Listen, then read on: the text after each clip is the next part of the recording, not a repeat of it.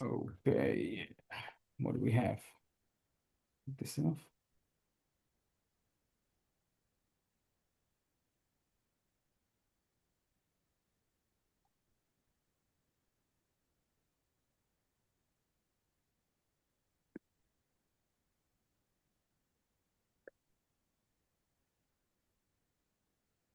Something like in the current.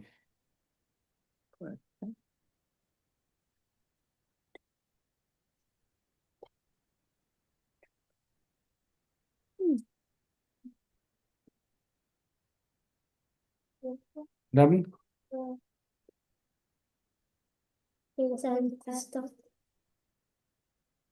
Okay, welcome everybody. Let's get started on our three-step program. We have a lot to cover, and I'm going to say this is probably our last share for the season. So we have to learn a lot of Torah. I mean, the season only means till after the summer holidays, but it still is time to invest in extra learning, and we have to do a lot in a short amount of time. Let's talk about what's going on this week on the calendar. Let's talk about what's going on this week in the Parshah, and let's look for one practical, relevant life message that we can take with us for today, for the rest of the week, for the rest of the month, and for making Mashiach our reality today. So, anyone feeling brave and wants to share what's going on this week on the calendar? Not all at once. Rosh Chodesh. Oh, Rosh Chodesh. We love Rosh Chodesh, especially for the Yiddish Mamas. Rosh Chodesh is a very special day. Every Rosh Chodesh is special. Already in the times of the Beis Hamikdash, there would be a extra additional carbon, the carbon Musaf, which is why we daven an extra tefillah of Musaf on Rosh Chodesh. And in addition to the Musaf carbon, there would also be included in that was carbon Chatos and other important carbonis. But this month, Rosh Chodesh is even more special because it's the Chodesh of Menachem. It's a Chodesh of month of Av, but we add the name Menachem of comfort to the month of Av, so much so that halacha says, even in documents that need to have real, correct wording on every single detail, especially on the date, if someone by mistake didn't write Av and just wrote the word Menachem comfort, that would be considered a kosher document. Even if Chas V'Shalom talking about something like a get, which is an extremely important document, but the word Menachem would be, it's not ideal, but it would be a kosher way of describing this month, because Menachem, comfort, Nechama, comfort is a safe and correct way to describe what we're looking forward to with this Rosh Chodesh, comfort. Great answer. What else have we got this week on the calendar? Help me out.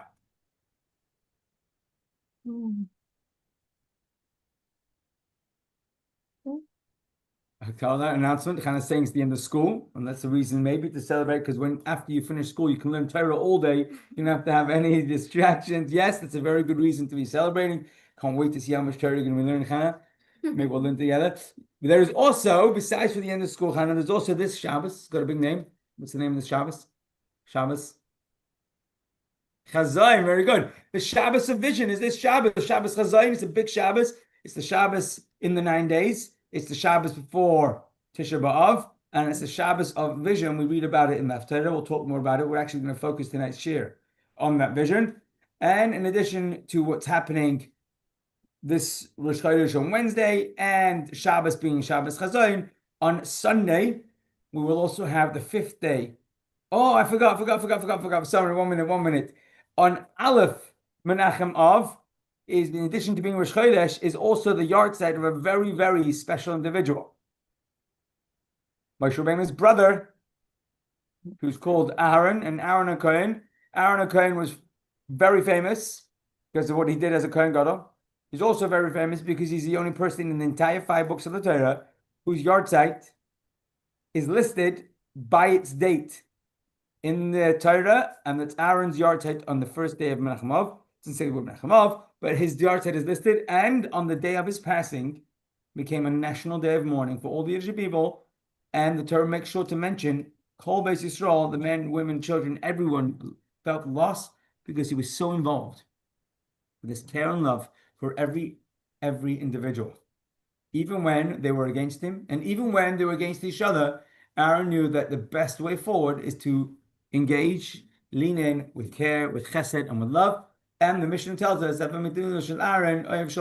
we are supposed to learn to be the students of Aaron HaKohen. So that's the first day of Menachem Av, which will be this Wednesday. Again, tomorrow night to Wednesday, it's going to be an important day of Rosh Chodesh and also the Yahrzeit of Aaron HaKohen. And talking about Yahrzeit, on Sunday will also be a very important Yahrzeit, much more recent relative to Aaron, but also quite a while ago, about 400 years ago. The Ari HaChai, the Arizal, the Rabbi Yitzchak Luria, the founder of a recent reawakening of Kabbalah, and he's the one who's famously quoted as saying, "Mitzvah legal, and the time is now for people, for everyone, to be able to learn and enjoy, benefit from the wellsprings of the hidden secrets of the Torah, which was the forerunner of the Nestorim and then the Mekubalim of the Hasidim in the early days." So it's a very big part in shaping what we have today. And for those people who feel like, oh, Kabbalah is not for me, I don't have anything to do with Arizal, if you ever went to a shul that does not sing L'cha Dodi on Friday night, then you've been to a shul that has not been influenced maybe by Kabbalah. But if anyone you know does sing L'cha Dodi on Friday night, you can be sure that the Arizal is making inroads to every part of Yiddishkeit and bring it to a place where we are more ready, now more than ever, for the Geula, for the deeper aspects of what makes the world tick, why we are here, and the purpose of it all, which was what the Rizal set himself to do, to make that available. And his Yahrzeit is on Hey Menachemov, coming up this Sunday.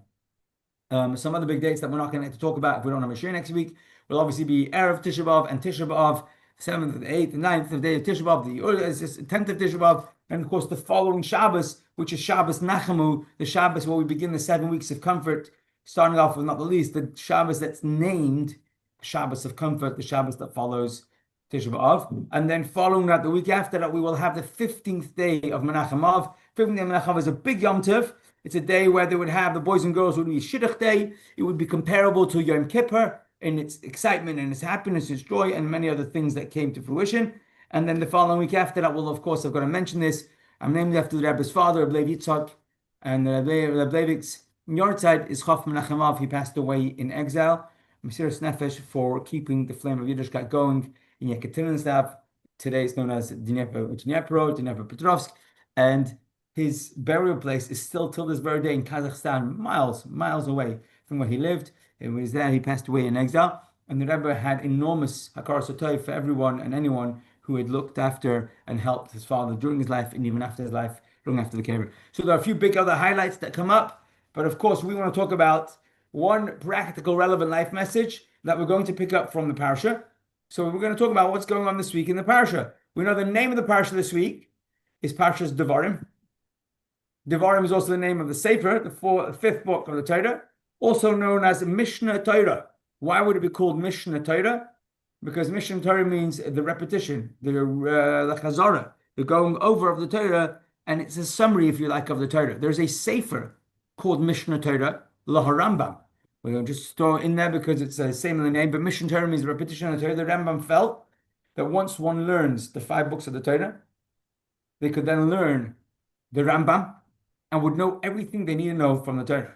And therefore included all the halachas, even the ones which aren't yet relevant, even the ones that are only applicable to a king or to a kohen gadol or Tum and Tahara and Beit HaMikdash, they're all in there. And he called it Mishnah Torah because he encouraged everyone to get involved in learning Rambam, and learning that he wrote it with even the most simple people in mind. And that's why learning Rambam every day is a great way to connect with others over a book of Torah, and we can never encourage ourselves enough to be able to keep on learning the daily Rambam.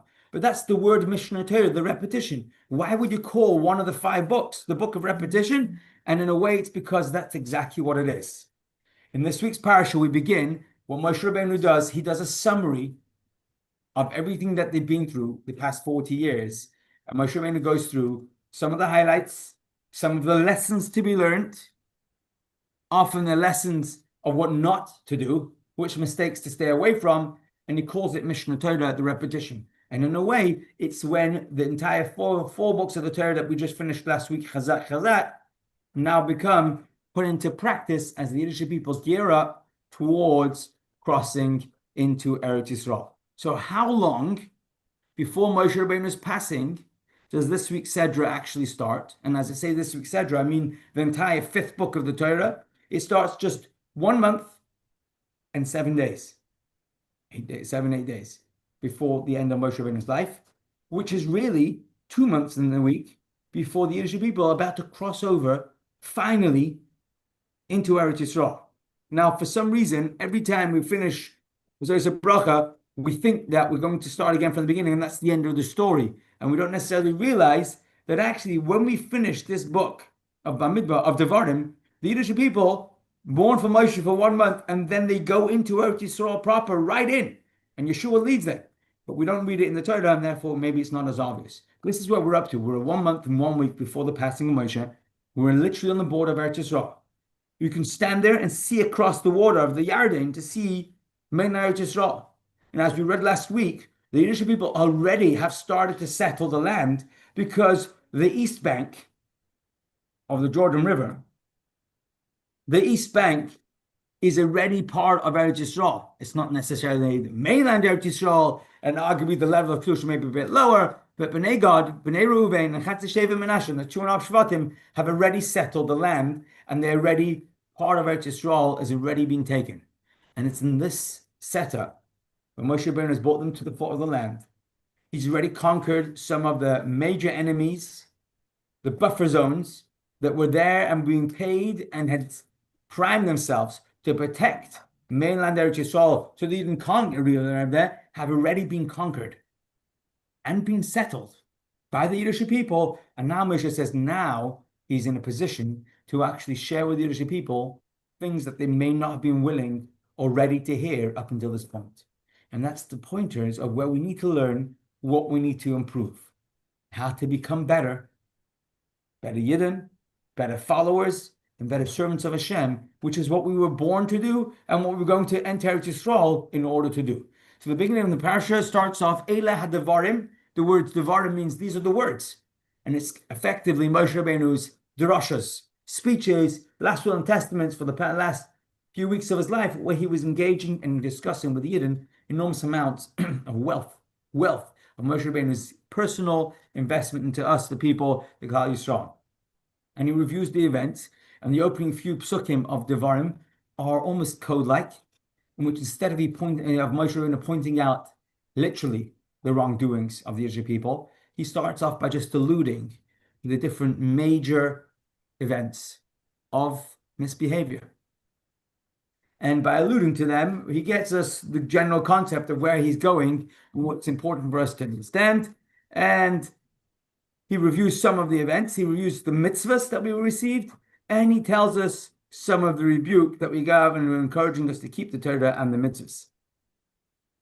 Some of the specifics that he mentions is how he needed to get support to carry the weight of leading the people, the Yiddish people, because we were not easy. And Moshe Rabbeinu recounts how he appointed other judges and magistrates, first of all, by teaching the Yiddish people the word of Hashem. And as we navigated through the desert, when we were afraid of dealing with the great, awesome, fearsome desert as he describes, and we journeyed towards where we had to go to the end of Yisrael, the people who had said no, they don't want to go, hadn't made it all the way. And Moshe Rabbeinu points out that they were no longer with us. And the people who were alive at that time were the ones who were going to go in. He then throws in that actually, towards the end of the 40 years, he had also been told by Hashem that he should also not go in to Eretz Yisrael. And he mentions that this was part of his own dedication, just like the Yiddish people were not going to go and he would be with them. He also mentioned some of the other major recent events, the fact that they had to recently, at the end of 40 years, not been able to cross straight in towards Eretz Yisrael, but they had to circle around Moav and Ammon, who had not allowed them to cross. And only when they reached a country like Sichon and Og, the Amorish kings of Sichon and Og, where they were allowed to battle them, that the only way they came to the border was by going through this battle. And now, at the end of the parasha, Moshe turns to Yeshua, his successor, and says to him, Yeshua, you are going to lead the Yiddish people for real. You're going to bring them into the Holy Land. And the instruction to you is, do not be afraid. Lead them, conquer it, and fear them not. Because in these battles, Hashem is going to be with you, and he will fight for you, and therefore do not be afraid. Fascinatingly, this mitzvah, to not be afraid in the face of a battle, is a very, very tricky mitzvah to fulfill. but it's a mitzvah like every other mitzvah. Just like we have a mitzvah to keep Shabbos, and we have a mitzvah to do every other positive commandment, there's a mitzvah here, a prohibition against being afraid of the enemy. And Rabbeinu Yonah teaches that the idea of not being afraid, the concept of not having fear, where we're talking to the emotions of a person and we're telling the person, ourselves included, to be in control of our fears, is effectively a mitzvah, at least according to Rabbeinu Yonah and some others. It's a mitzvah to have bitachon in Hashem. He actually learns that this is the biblical mitzvah of having bitachon, because the only way to not be afraid is to rest in Hashem's hands, to feel safely protected in Hashem's hands. And that's exactly what bitachon is. The only way to not be afraid, says Rabbeinu Yonah, is to have bitachon. And therefore, the mitzvah to not be afraid in this week's Sedra and in other Sedras is the mitzvah of being sure, to trust in Hashem. Just to put it out there, the Rebbe often spoke about the difference between believing in Hashem and trusting in Hashem. When a person believes in Hashem, of course, we know Hashem created heaven and earth. He can do whatever he wants. He is fully in control. And to trust in Hashem is much more than that. Trust in Hashem is to know that Hashem is going to look after me, not just because I'm going to be a cog or a pawn in his big game, but because Hashem is going to make sure that I get the most and the best possible life in my own experiences in the here and the now. And the bitachon, the trust that Hashem is doing that for me, that trust itself becomes the very reason for good things to happen. The trust itself becomes the reason why good things should happen. So if someone says, what schus do I have? Why should I be confident that Hashem is going to do good things for me? Why should I be confident that I have nothing to fear? And the answer is that bitachon itself is the very reason why Hashem will do it for us. And Hashem should give us the koyach to have bitachon as well. He'll make us the kelim also. Okay, that's a little bit of what's going on in the Parsha. We zoom through it. It's not an enormous amount of details, but it's a very loaded Parsha. And as we said, it's a new beginning. Let's talk about, the title for today is Building from the Rubble, the first step to rebuilding what's broken. The assumption is there that there are things that are broken. There is rubble. And the idea is that we're going to rebuild, and we're going to rebuild from the rubble. So let's talk about a two-part question for discussion. First part is imagine. Try and picture. Use your memory, use your imagination, and try and picture. Can you think of a breakthrough moment that changed the direction of your life? Just think about it. A breakthrough moment that changed the direction of your life. Can you remember the moment you realized that you needed a change and that what you were doing up to that point would no longer work? The moment of realization, not when you started doing anything different, but when it dawned, when the penny dropped, that whatever had been done until this point was not going to work, or maybe will no longer work. And at that moment, all of a sudden, there's a clear realization, a moment of clarity that it's got to shift, because it's not going to work if we continue this way. Don't say what it is. Just picture in your mind a breakthrough moment in your life, change direction, and we're trying to go back specifically to the moment when the penny dropped, that whatever we've been doing until now would no longer work. So now, with that in mind, with that background, give yourself 30 seconds to think.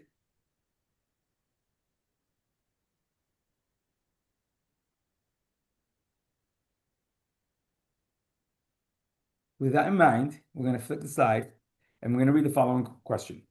Think back to the moment you realized that your familiar and comfortable life had ended. How did that realization make you feel? So we're asking, when somebody, we can talk about somebody else, it's easier than talking about ourselves, it's too close for comfort. But when somebody who has a breakthrough moment and realizes they've got to shift, they've got to pivot, they've got to do something differently, how does that make them feel at that moment? At that moment, what does the average person feel like when all of a sudden they become aware that the comforts and the familiar that they've been working on and putting a lot of effort towards has to stop and change? What does it make them feel? Anyone feeling brave? You can unmute. You don't have to talk about yourself. You can talk about your friend or about somebody else. Strong and scared. One more time. Strong and scared at the same time. Wow. To have the strength to want to do something and know that you're going to do it, and at the same time, that peculiar feeling in your tummy because you know it's going to be life-changing, and can you actually deal with all that is going to bring? Yeah. And the fear would be the fear of. Not seeing this through, not being able to do what you want to do, and it's a huge momentous thing. It's changing your life. Wow. And the fear of not being able to carry it through or not being able to be successful at seeing it through till the end or carrying through all the details It's that are just needed. a small cog in the mind that says you could fail at this, but the overriding thing is I'm not going to. I'm strong enough to do this, and it's going to change. Wow. And I we should have the courage to live like what you're saying. But yes, I think the second part we said resonated with me more, the fear. Yeah. But yeah, the strength is very real. We need to have strength in those moments. Very, very real descriptions. Anyone else want to weigh in on this? What might be how you describe the feelings at the moment of realization? I would say fear, most definitely. And I would say in my case, fear of the unknown, because you don't know what you're jumping into and you don't know how it's going to pan out. And Hashem knows it, but maybe it's just my line that's a little bit broken, but he hasn't told me, so I can't know how my path is supposed to go. I wouldn't have said strong. I would say probably it takes an act of courage. But Would you say courage is an act of strength or not really? I wouldn't call it in me. It's courage, I think, is something slightly different. But I can't define it for you.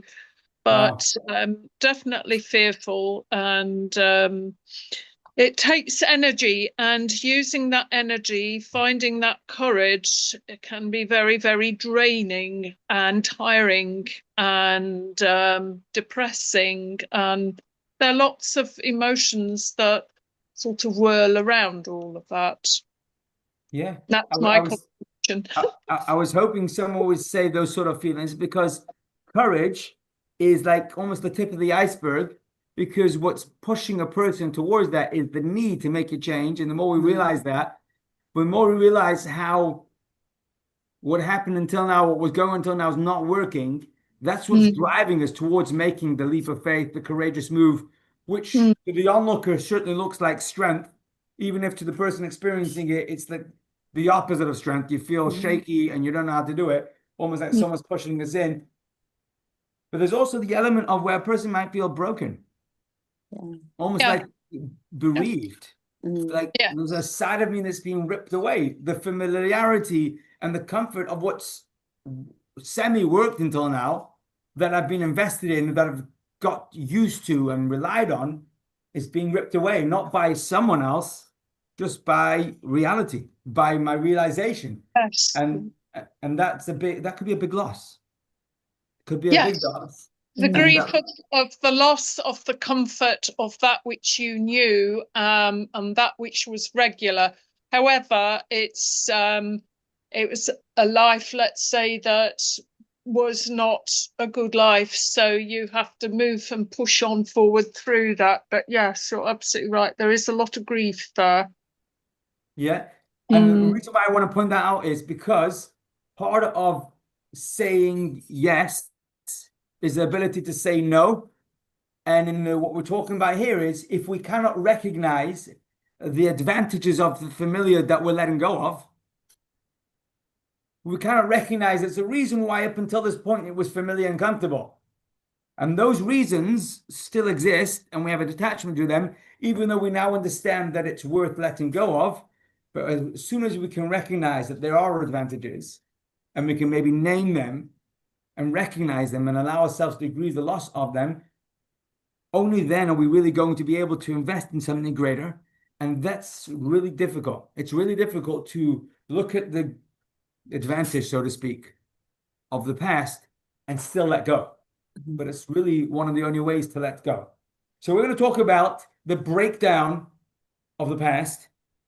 And just to jump the gun and say the end of the Sikha is going to tell us that every breakdown, even though it feels like it's a breakdown, it really is the beginning of a breakthrough. Breakthrough, yeah. And a breakdown, to see a breakdown as a breakthrough, is so easy to say compared to how difficult it is. But by saying it, the hope is that we can remind ourselves, encourage ourselves, and live with the message that we are going through this week and put it into practice, not because we're looking for chas v'shalom things to break down, but because we are in the middle of a historic breakdown. And unfortunately, for many of us, we also have our little journeys, little in comparison to history, but big in comparison to our own life that we are working through. And this message is very, very loud. It's very loud and it's very real. So let's just read the quote. Breakdowns feel dark, but they're just the start of a breakthrough.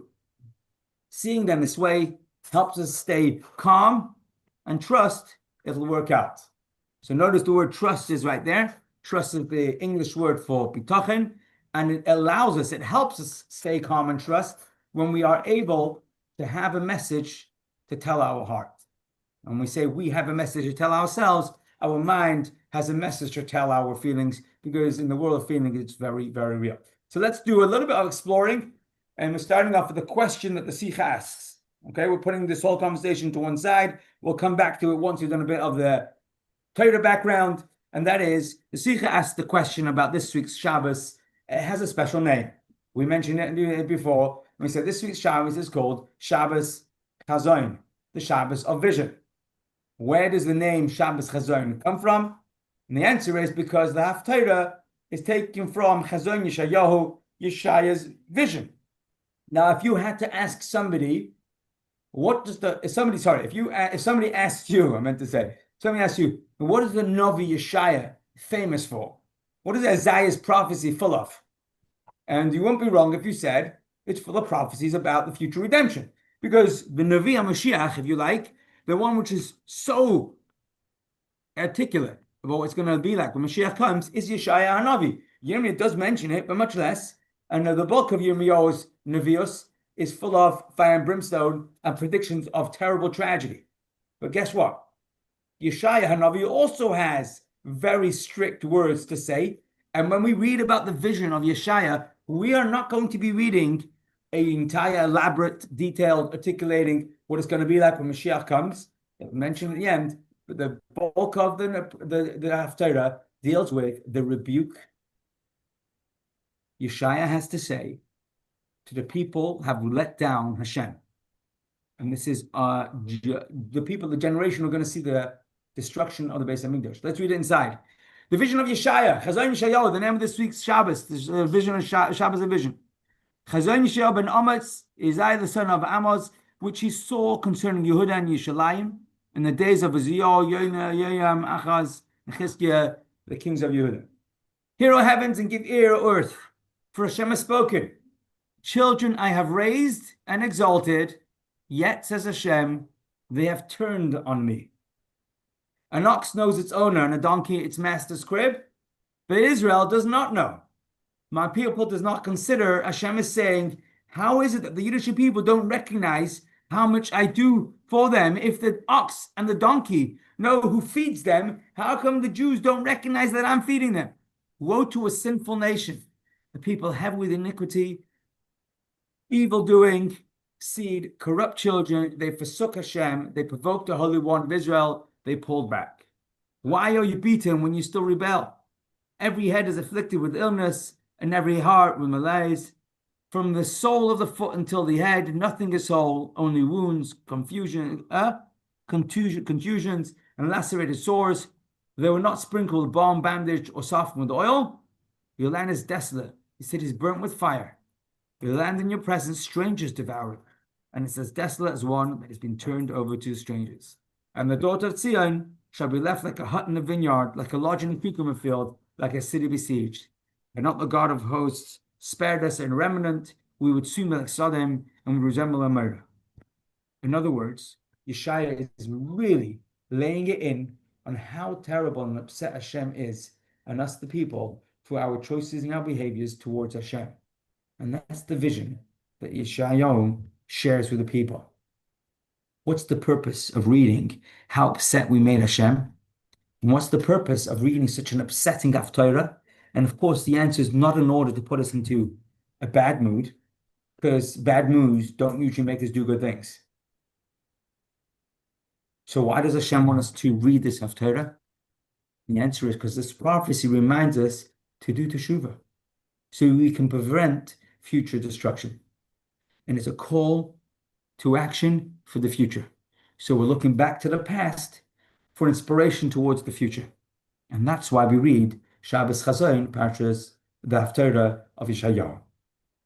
Interestingly, in the halacha, let's read it inside. This is from Tzaddik Kohen, so it's not halacha, but here he reads, this Shabbos is called the Shabbos of Vision because it's the first words of the Torah we read on the Shabbos. Now says the Tzaddik Kohen, it's confusing. We understand why next Shabbos is known as, will be taken from the first word of the next week's Haftarah, which is the word Nachamu. The word is consolation, which will be sorely needed after the 9th of Av. And it initiates a 7-week period during which our Haftarahs have a motif of comfort, and that makes sense to name the Shabbos Nachmu, the Shabbos of comfort, because it's bringing comfort. But why do we choose the Haftarah's first word as the Makir for this Shabbos if the passage that follows are a terrible rebuke? Why are we calling it Shabbos Chazon? Well, the first thing is the Shabbos of vision. What are we going to envision? Destruction? So why are we naming the Shabbos of vision of destruction? Well, why do we have to name this Shabbos after a terrible vision? Is there nothing positive about this Shabbos to have named it for instead? So we're asking, it's true that we're going to be reading the Shabbos Chazon, but why do we call the whole Shabbos a vision of destruction? Now, the Hasidic answer is that the vision isn't just the vision of destruction, it's also the vision of other things. Which is only strengthen our question, which vision is it? But let's read the Hasidic version of what that vision refers to. And here is a quote from the Tzemach Tzedek, written in Orat Torah, in which he quotes from Rav Hillel Parashah. In the book of Hasidic Insights about the festival of Rosh Hashanah from Hillel Parashah, I found something about the Shabbos of vision. This is what it said. The Rebbe repeated this story many a time, and it's written as follows in the Tzemach Tzedek. I heard the following from my father, my teacher, of blessed memory, the name of Yitzhak Yitzhak of Berditchev, whose soul is ascended above. He shared this parable during his visit to the Berlin community for the Shabbos of Vision. A father sewed an expensive garment for his precious son to wear. The boy was careless with the garment, treating it inappropriately. It was eventually ruined, and the father tore it into pieces. The father gave him a second garment, which the child also disrespected and destroyed it, so that the father tore that garment as well. What did the father do? He sewed a third garment, but did not give it to his son to wear. Instead, he concealed it, and on rare occasions, he showed it to his son and said, if you behave properly, you will be permitted to wear this garment. This incentivizes the child to improve his behavior until it becomes his nature. Then the father will give him the garment without fear that the child might revert to his old ways, since good behavior has become almost his nature. This is the meaning of the Shabbos of vision. Every Jew is shown a distant glimpse of the future temple. So what's the vision? The vision is a vision of the future Beis Hamikdash waiting to be gifted to us. So now, for the name Shabbos Chazon, Shabbos of vision, we now have two explanations, and as we're going to see, they are very different explanations. The simple explanation is Yeshaya's vision of destruction, which you read this Shabbos. And the Hasidic understanding, the Hillel Parashah and the Yitzhak Berditchev, it's a glimpse every Jew is given of the future Beis Hamikdash. Rebuilding. Fantastic. So now the question is, can we reconcile both of these two visions, since we call it the Shabbos of vision, it's one name, it's one vision. And how do they have one Shabbos, which is a vision of destruction, a vision of Isaiah's prophecy, and at the same time, it's Rabbi Yitzhak Bedish's vision of seeing the third Beis Hamikdash. And obviously, this is a question that has a very good answer, which is why we're asking the question. And we're asking it in question form for us to understand that they're both there and they're both real. And if we can somehow reconcile it, it'll give us the tools we're looking for, not to be a magic pill that all of a sudden our sorrows disappear, but because this will give us the ability to be able to navigate what we need, words that our mind, our neshama, can tell our hearts, our world of feeling, whilst we're literally going through it. So there are two reasons discussed as to why Hashem should not have destroyed the Holy Temple. This is now a third discussion. Our first discussion was breakthrough moments. We call them breakdowns and how we're supposed to look at the breakthrough moments. We've now shifted from there to a question about the Haftarah this week, the name of the Parshah, so the name of the Shabbos. And now we're starting a third conversation, which is going to all tie in together. But the conversation is going to be about when Hashem destroyed the Beis Hamikdash, was it okay? Let's ask a shayla. Let's bring Hashem to Beis Din, so to speak. Let's ask, was Hashem within the halakhic parameters when he arranged? Okay, that's a bit of a harsh word, but it's true. Let's say when he allowed, it's not really correct, but when the enemy destroyed the Beis Hamikdash, was Hashem within the halakhic parameters of doing what he was doing to do that? There are two reasons discussed as to why Hashem should not have been allowed to destroy the Holy Beis Hamikdash, and that is, number one is a quote from the Rambam, which tells us there's a ban, a prohibition on something called Bal Tashchis. For those of us who haven't used those words for our little kids who are chucking out or not finishing the supper or their dinner or their lunch, oh, you can't waste food because it's Bal Tashchis. Here's the quote. We may not, it's actually in a set of laws regarding going to war, which is connected to this week's Parshah. We may not cut down fruit trees outside a city, nor prevent an irrigation ditch from bringing water to the trees so that the trees dry up. As the Torah says, do not destroy its trees. Anyone who cuts down such a tree should be lashed for destroying a tree that bears fruit. This does not apply only in a siege, but in all situations, there is a prohibition against destroying a tree that bears fruits or stopping the water flow towards it. This is not just true of trees. Anyone who breaks utensils, tears garments, destroys buildings, stops up a spring, or ruins food with destructive intent is in violation of the prohibition, Bal Tashchis, B'lo Tashchis, do not destroy. Wow. That's a very inclusive, easy mitzvah to trip up on, because Bal Tashchis can pop up in so many different situations, but that is a very clear mitzvah. Rambam points it out, and this is going to be our first understanding of why we have a problem with Hashem destroying the Beis Hamikdash.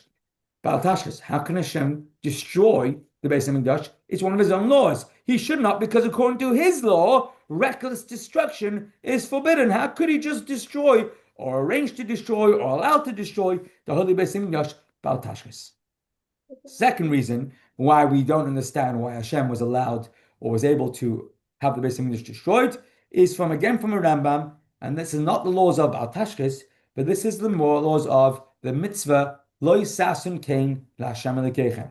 One is forbidden to destroy or ruin anything that belongs to the Beis Hamikdash. Let's read it inside. One who demolishes a single stone from the altar, any part of the temple, the temple building, or the floor of the temple courtyard between the entrance hall and the altar in a destructive manner should be lashed. There's malchus for destroying any part of the Beis Hamikdash. As the Torah states, and you must destroy their altars, but do not do so to Hashem your God.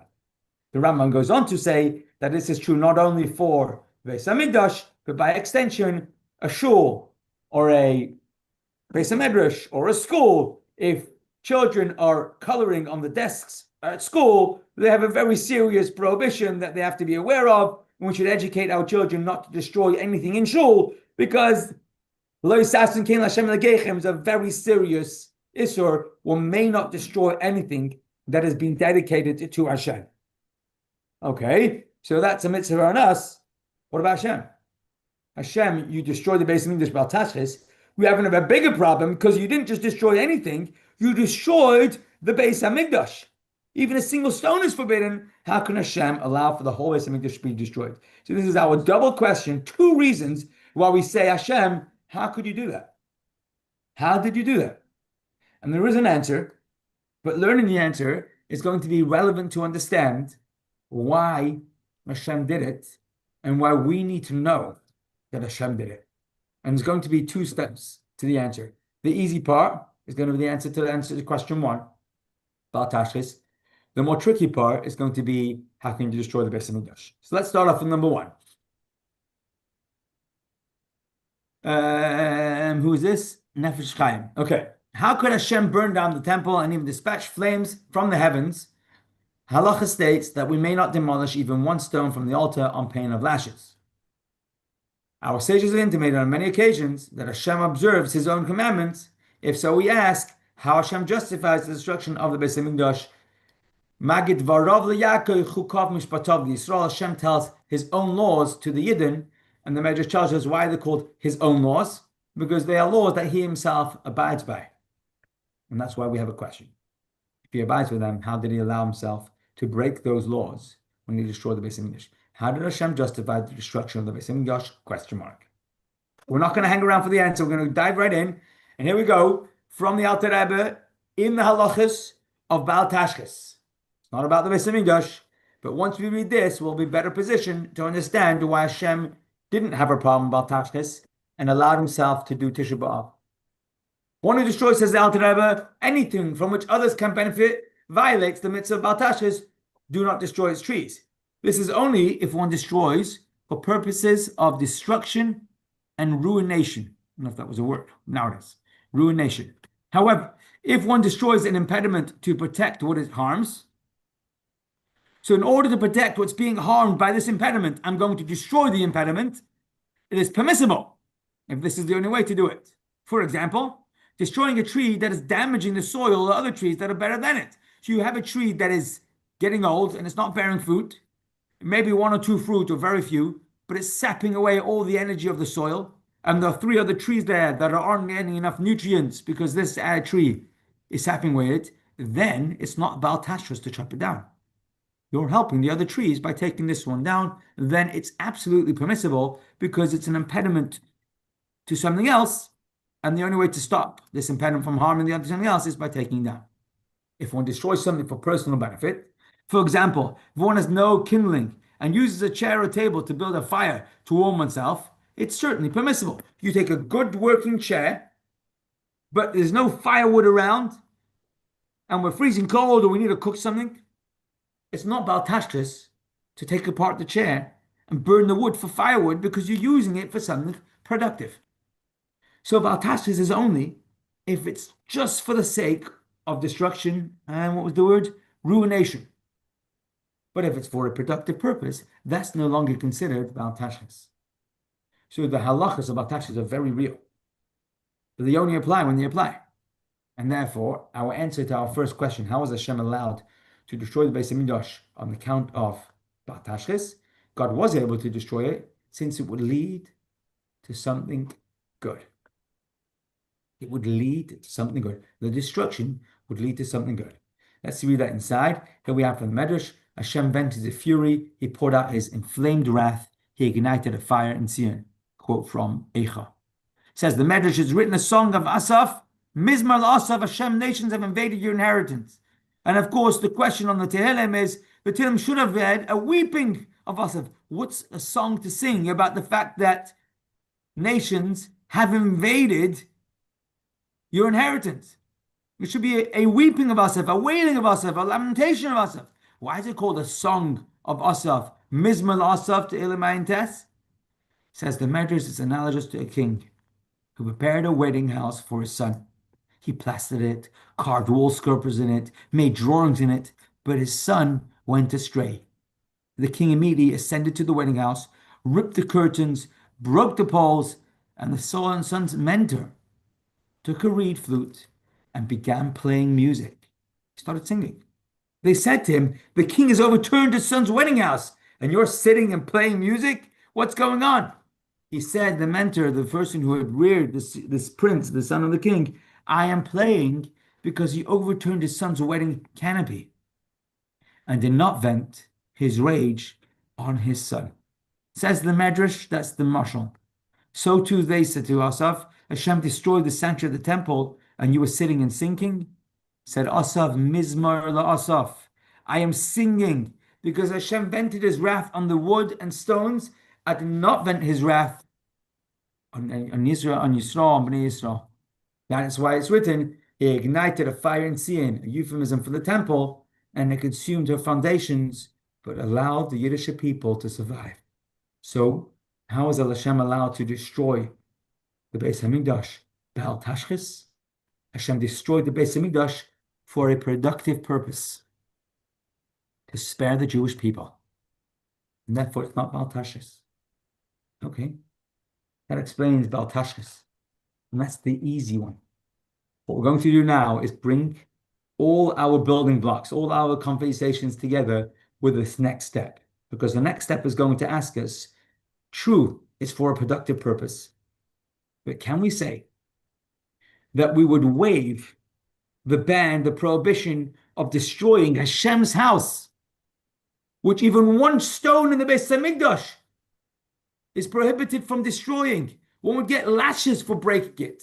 How could Hashem destroy the entire Beis Hamikdash? Even if it's going to lead to productive purposes, that's not enough of a reason to have the Beis Hamikdash destroyed. And therefore, our question still stands. Question 2. Let's read it inside from the Mordechai and Megillah. It is forbidden to destroy a shul. However, if one destroys it for the express purpose of rebuilding it, it is permissible. This is because the demolition of this type is a form of building. The demolition is part of the rebuilding. Then and only then may one take down a shul. Hashem was allowed to destroy it, not because it was going to lead to something good, because the purpose of the demolition was not even destruction. It wasn't even destruction. It was the beginning of the rebuilding of the Beis Hamikdash, which is going to be bigger and better. And that's why Hashem destroyed the Beis Hamikdash, because it wasn't destruction. It was demolition as part of rebuilding. Let's read it inside. Quote from the Zohar. When the Klal Yisrael left Mitzrayim, Hashem desired to install in them the land like celestial angels and to build for them a holy house, to bring it down from heaven, and to plant the Jewish people on earth as a sacred seedling, just like their ideal heavenly form. As it says, "You will bring them and plant them in your holy mountain," in which place, the passage continues, "the place you made to dwell in, O Hashem." This means in the place that you, Hashem, created and no other. You effected a dwelling in your presence, refers to the first Beis Hamikdash. A temple, O Hashem, your hands established, refers to the second Beis Hamikdash. Both were intended to be the products of divine creation. Hashem's divine hand was to create the Beis Hamikdash. But when Klal Yisrael angered Hashem in the desert, they died, and Hashem brought their children into the land, and the temple was built by not Hashem, but by human hands, and therefore it did not last forever. So Imam Melech knew that the work of mortals cannot last, and thus he said, unless Hashem built the house, Shav Shakad Baime, was it Shav Am Baina Bay? It's in vain that the builders have built, because it's not going to endure forever. Talking about his own self, the amount of effort he put in to make the strongest Beis Hamikdash that you could imagine. And he said it's for waste, because unless Hashem builds it, it won't last forever, because it will not last. And in the days of Ezra, when they built the second Beis Hamikdash, again they sinned, and that did not last either. Thus, until today, Hashem's original home has not yet entered the world. Regarding the future, it is written, Hashem builds Yerushalayim, B'nai Yerushalayim Hashem. He will build it and no other. And it's for this building that we wait, not for any manufactured structure that cannot last forever.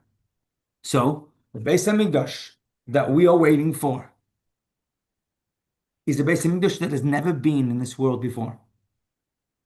And the destruction of Tisha B'Av the Beis Hamikdash was allowed by Hashem because it was beginning of the bigger and better and everlasting third Beis Hamikdash that has never yet been delivered. And in order to make place, also geographically, but also, I'm going to say more importantly, in our reality, that we should be positioned for such a Beis Hamikdash. This was the purpose, this was the step of Tisha B'Av. Now we're going to have to highlight how much we mean what we're saying. We don't just mean that there's a silver lining to Tisha B'Av, because that would not be enough to justify destroying the house of Hashem. It has to be much more than that. And here we're going to read the Sikha. It's Chelach Chavtes, and it's a Sikha worth reading a few times because it's so empowering to remember these words, to remember this message, to remember this as it relates to our own life. Let's read the words of the Sikha. This provides a fascinating insight into the destruction of the first and second temples. Hashem began to build the third Beis Hamikdash as soon as the second temple was destroyed. He is not waiting for Mashiach to come before starting to build the new Beis Hamikdash. He began to rebuild as soon as the earlier Beis Hamikdash was destroyed. Moreover, the only reason Hashem destroyed the Beis Hamikdash was in order to fulfill his desire for an improved, God-made, divinely built, eternal temple instead of a human-built temporal temple. This means that the destruction of the first two Beis Hamikdash was for the sole purpose of building a better Beis Hamikdash, the third Beis Hamikdash, which Hashem will build.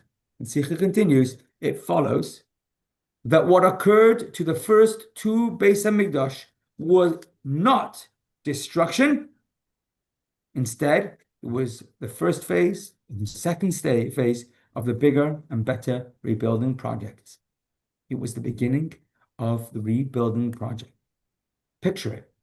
Imagine someone finally won the lottery and they're going to rebuild their dream house.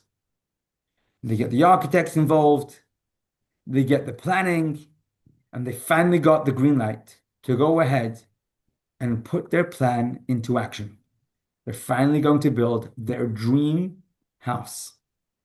And the day comes and the bulldozers roll in, and the bulldozer gives the first knock, and the wall collapses. And what do you think they're saying? Oh no, or they're saying, yay, here we go. And in Hashem's perspective, some are lost in reality. It's exactly what Hashem is doing. It's painful. It's very real. But from Hashem's perspective, not just in retrospect, not in a coping mechanism, but in an absolute basic halacha. The reality is that Tisha B'Av is the beginning of the building.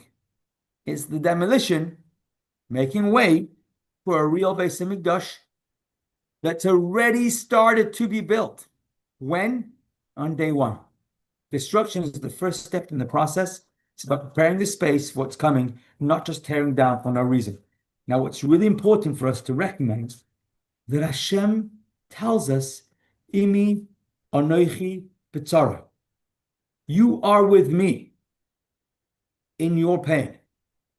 Meaning not only that Hashem is joining us in our pain, but our pain is a fraction of the pain Hashem feels for the fact that we are in pain. And we are with Hashem in the pain that we are feeling because Hashem has that magnified many times over. And the pain is very real. And it's very difficult because we are living in that reality.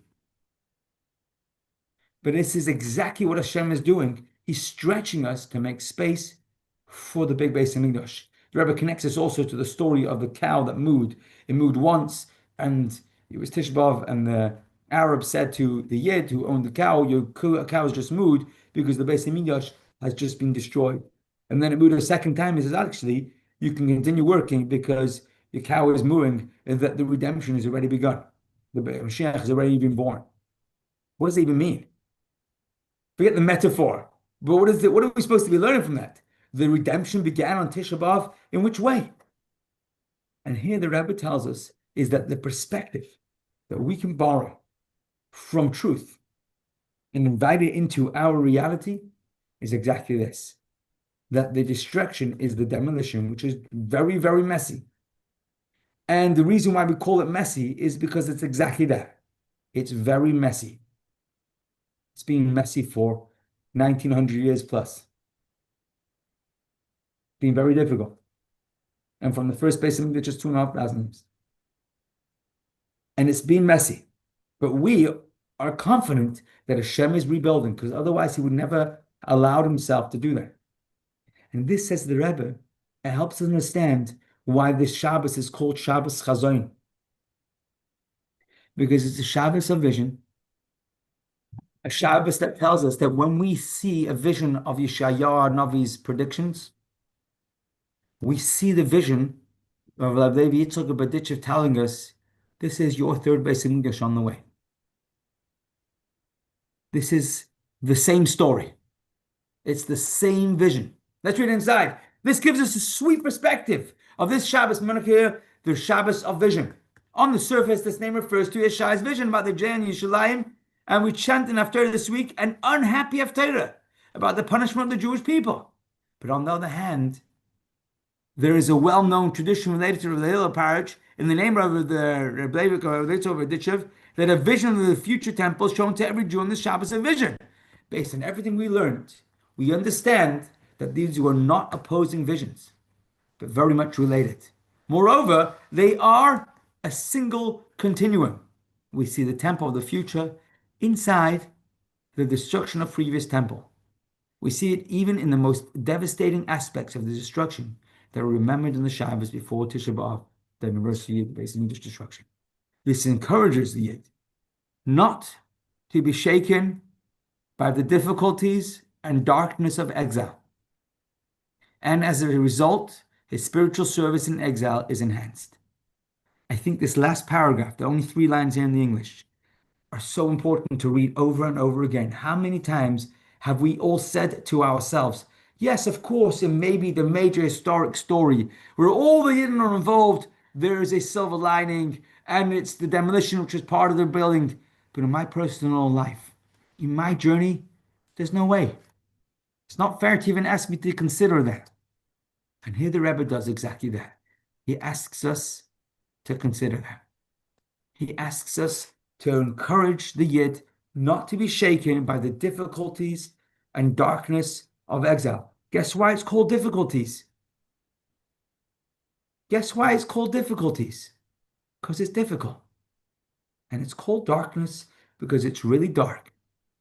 And the Rebbe is telling us to not be shaken and to allow ourselves to be enhanced spiritual service by remembering this name, Shabbos Chazon, just the name Chazon, which elicits 2 opposing realities. A Chazon, a vision of Yeshaya, of destruction, and a vision of the third Beis Hamikdash of the Yitzchak Berditchev, and tell us it's one and the same. There aren't 2 opposing visions. The vision of destruction leads to the new improved Beis Hamikdash. The first vision is the breakdown, paving the way for the true breakthrough, which is the second vision. And just to go back to our opening questions, there are times where there are real breakdowns. It's a real breakdown. And it's a loss.